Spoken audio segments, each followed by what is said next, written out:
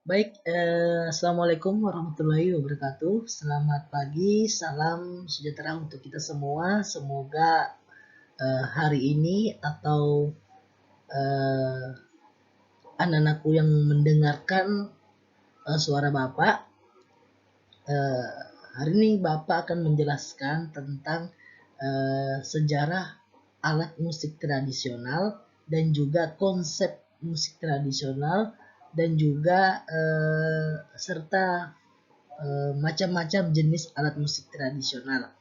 Nah, perhatikan gambar berikut ini. Ada 4 macam eh, alat musik tradisional yang biasanya atau berciri khas eh, di daerah Indonesia. Yang pertama ada calung. Calung ini kalau dipukul berbunyi, ya. Calung ini terbuat dari bambu. Kemudian perhatikan kursor di layar handphone kalian, nah ya. Eh, Gambar kedua itu sasando, namanya sasando. Alat musik tradisional ini terbuat dari atau berasal dari Nusa Tenggara Timur. Kemudian kita ke bawah, ada alat musik gendang, ya. Alat musik gendang ini eh, terbuat dari kulit, ya, dari Jawa, biasanya di Jawa Barat, ya. Kemudian di Jawa Timur itu ada gemelan, ya. Gemelan ini biasanya yang banyak sekali yang minat untuk berlatih atau untuk mendengarkan gemelan ini. Ya, berbicara tentang seni musik tradisional, sejarahnya ialah ketika para kerajaan-kerajaan dahulu untuk mementaskan atau untuk mencari hiburan atau upacara-upacara adat biasanya menggunakan alat-alat musik daerah masing-masing untuk sambutan atau untuk pembukaan suatu acara atau upacara adat dan juga kerajaan seperti itu. Itu asal mulanya alat musik tradisional, mengapa sampai sekarang ini eh, ada alat musik tradisional. Jadi sebenarnya dalam pelajaran seni budaya itu mengingatkan kita untuk budaya tidak boleh dilupakan seperti itu.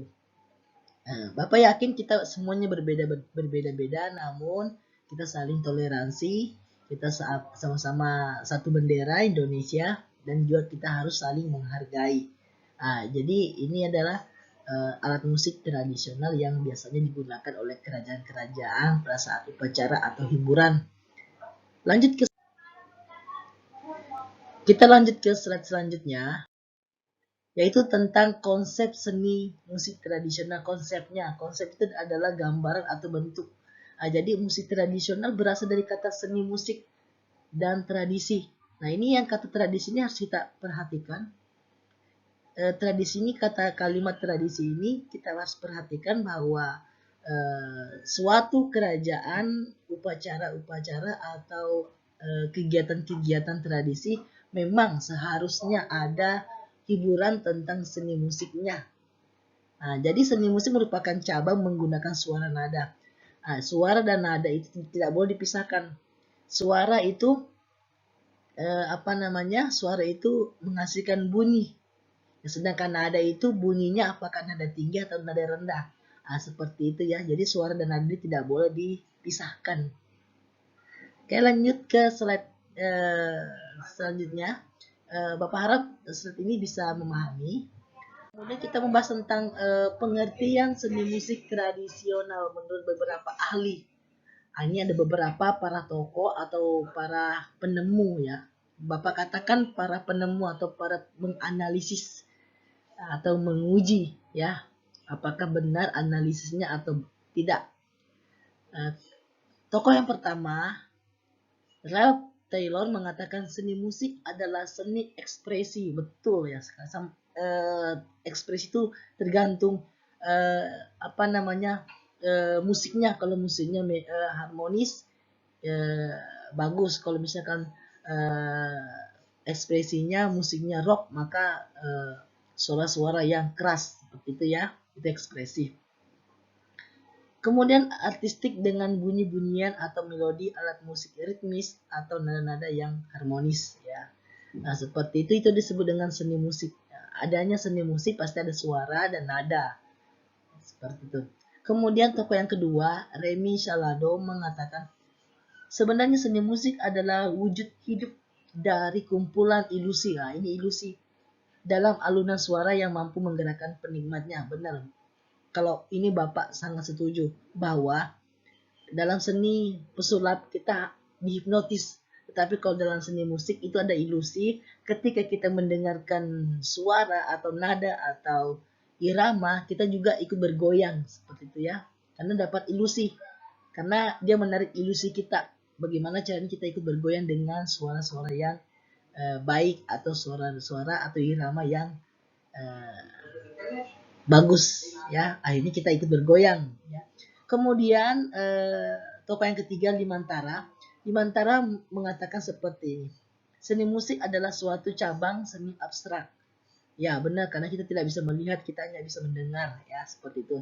Yang berbentuk suara dan ritme melodi, harmoni dan timbre gitu ya. Jadi ritme melodi itu adalah nada tinggi dan nada rendah. Kalau suara itu bunyian ya. Harmoni itu adalah apa namanya? Nada-nada atau suara-suara yang berciri khas biasa gitu ya. Nah, itu adalah beberapa tiga para ahli mengatakan masing-masing seni musiknya seperti itu. Kita lanjut ke slide selanjutnya. Kita bahas tentang tangga nada alat musik tradisional. Tangga nada adalah serangkaian itu sekelompok, serangkaian atau sekumpulan nada yang disusun rapi berdasarkan tinggi rendahnya nada sehingga membentuk strata nada. Jadi bersusun ya, tidak boleh tidak bersusun. Karena tangga nada itu dari tangga 1, 2, 3, 4, 5, 6, 7. Jadi 7 nada satu strata atau dikatakan satu oktav. Dalam vokal satu oktav ya. Jadi kita bisa mengatakan bahwa tangga nada itu terdiri dari 7 nada yang tersusun rapi. Contoh, do, re, mi, fa, gitu ya. Do, re, mi, fa. Nah, ini semakin naik maka semakin tinggi ya nadanya. Tapi kalau semakin turun ya semakin rendah nadanya. Do, do, re, mi, fa. Nah, itu fa, mi, re, do. Nah, gitu ya. Do, re, mi, do, re, mi gitu ya. Jadi 7 nada ini bagaimana caranya untuk menambahkan nada? Maka di situ dia akan kembali ke do, tapi do-nya bukan ke nada rendah tapi nada oktav kedua. Makanya di sini contoh misalkan ada 3 oktav di sini. Jadi semakin tinggi nada maka semakin nada itu semakin bunyinya semakin tinggi ya. Nada, semakin tinggi nadanya maka suaranya semakin tinggi. Nah, itu kesimpulan dari tangga nada.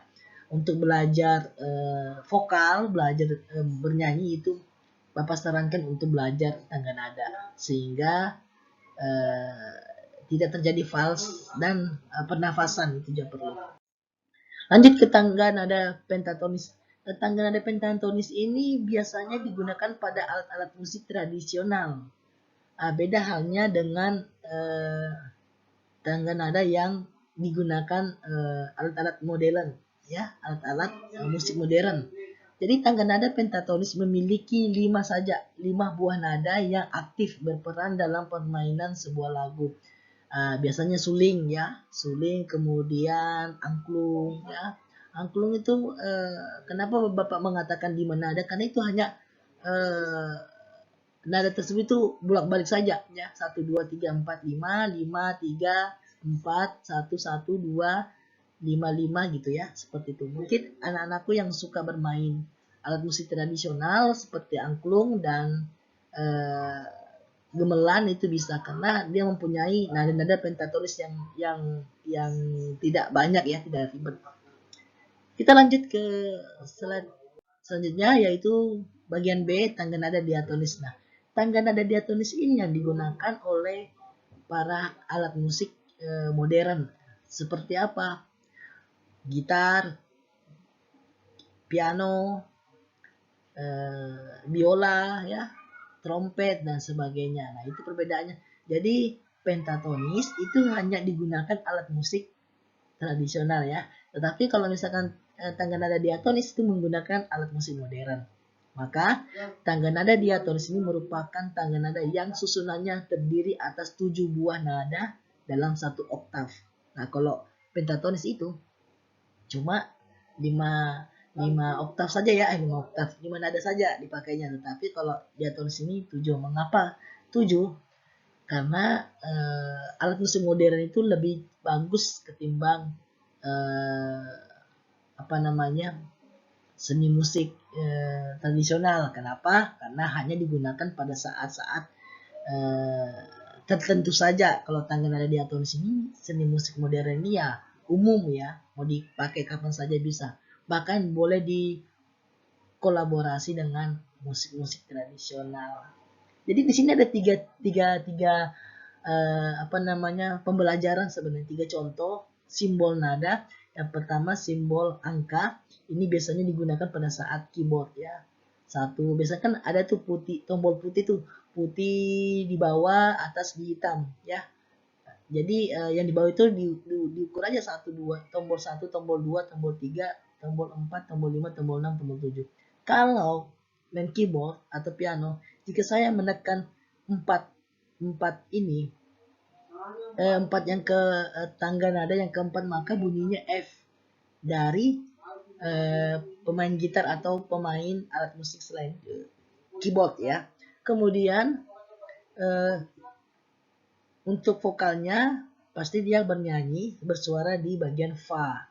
Do, re, mi, fa, fa, mi, re, do.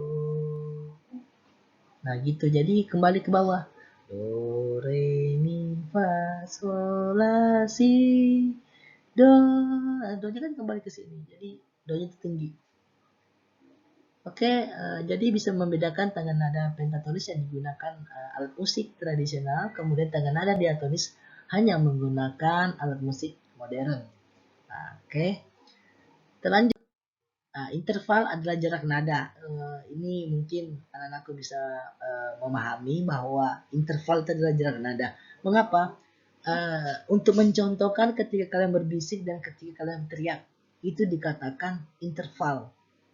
Nanti kalian bisa berbisik-bisik, ya, berbisik-bisik dan juga bisa teriak.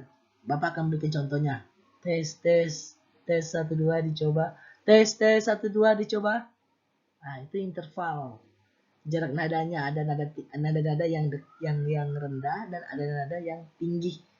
Nah, dalam bernyanyi itu disebut dengan istilah echo, ya. Tulisannya ECHO, echo. Nah, jadi jangan sampai echo-nya lebih tinggi, ya. Kenapa? Karena kalau lebih tinggi akan bergelombang suaranya. Seharusnya kita berbicara tolong. Misalkan saya mengatakan atau mengucapkan pakai mic, echo-nya tinggi, tolong. Jadi bunyinya tolong, long, gitu. Itu namanya jarak nadanya paling banyak, ya. Mungkin 1200 sen, seperti itu. Sama halnya dengan alat musik ini. Misalkan saya pukul keras-keras, mungkin, ya, nadanya kencang. Tetapi kalau misalkan saya pukulnya pelan, maka bunyinya juga akan pelan. Ya, tergantung kita saja sih sebenarnya.